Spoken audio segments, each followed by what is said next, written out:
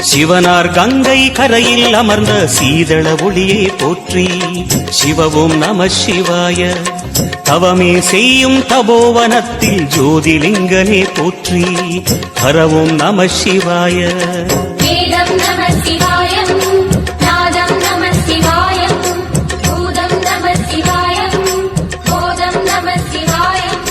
மணிபூரகமாய் சூற்றுமம் காட்டும் அருணாச்சலனே போற்றி.